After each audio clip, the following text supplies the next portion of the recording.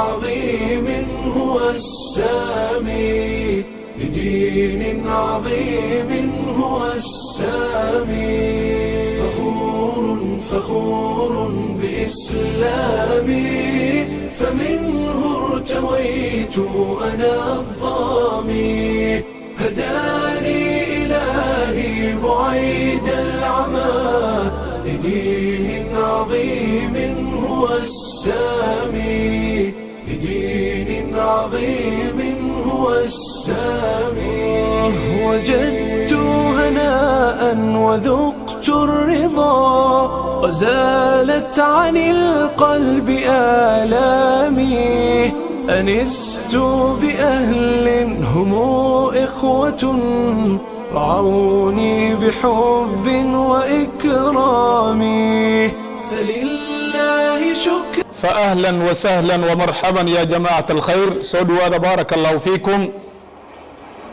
إلهي سبحانه وتعالى يا مهدسن نسيي فرصة غالية إن وحوي أن أنسكو نمت كتابك قرآن كريم كاه ملو وينينا إن أنسكو نمانو أحب البقاع إلى الله قل أما قبل ماشي وحوي إلهي كيس لو وجع إن أنسكو نمانو أيان إلهي سبحانه وتعالى آياتكم هالسيئة وحان جونا مركز كبيرة مركز أم القرى أيان جونا أرضيدا وأرضيدا وحويان مركز كوحويان أرضيدا وهد وحي اللغوف فرطو وحويان وحو غير كبيرا كلامك ربنا تبارك وتعالى ولذلك وحويرينا أرضي عبد الولي محمد آدم أعوذ بالله من الشيطان الرجيم الذين جعلوا القرآن عضين فوربك لنسألنهم أجمعين عما كانوا يعملون فاصدع بما تؤمر وأعرض عن المشركين إنا كفيناك المستهزئين الذين يجعلون مع الله إلها آخر فسوف يعلمون ولقد نعلم أنك يضيق صدرك بما يقولون فسبح بحمد ربك وكن من الساجدين واعبد ربك حتى يأتيك اليقين صدق الله العظيم. أعوذ بالله من الشيطان الرجيم. والأخذ بالتجويد حتم لازم من لم يجود القرآن آثم. باب التجويد. والأخذ بالتجويد حتم لازم من لم يجود القرآن آثم لأنه به الإله أنزل وهكذا منه إلينا وصل وهو أيضا علة التلاوة وزينة الأداء والقراءة وهو إعطاء الحروف حقها من كل صفة لها ومستحقها ورد كل واحد لأصله واللفظ في نظيره كمثله مكملا من غير ما تكلف باللطف في النطق بلا تعصف وليس بينه وبين تركه إلا رياضة ريم بفكه.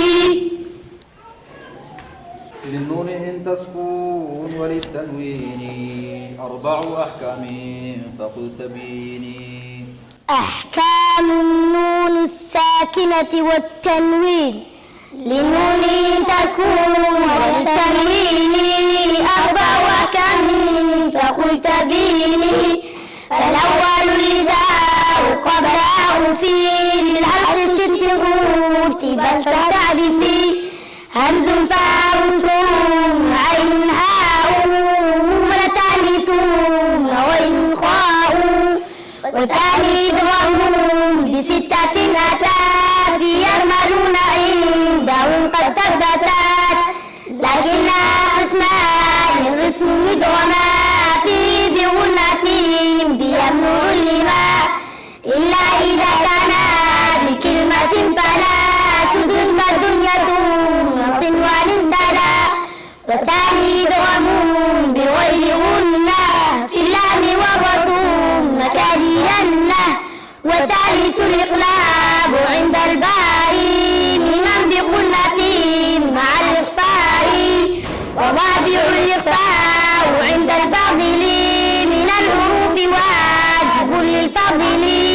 في 5 من باب 10 والزوا في كلم هذا البيت قد ضممتها سجاتنا كم جاد شخص قد سماد ضيفا زد في تقضى ظالما. يقول رجعا في رب سامعين محمد بن الجزري شافعي. بداية الجزرية. يقول رجعا في رب سامعين محمد بن الجزري شافعي.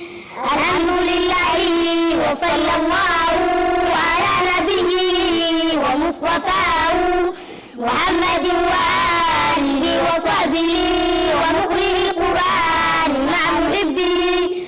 وبعد من هذه مقدمة فيما على قليل أن يعلمه واجب عليه مؤتمون قبل شروعها أولا أن يعلموا مخارج الحروف والصفات لينفذوا بأصلح اللغات وحرر التجويد والمواقف وما الذي رسم في المصاحف من كل مقطوع وموصول بها وتائب تلا تكون تكتب بها.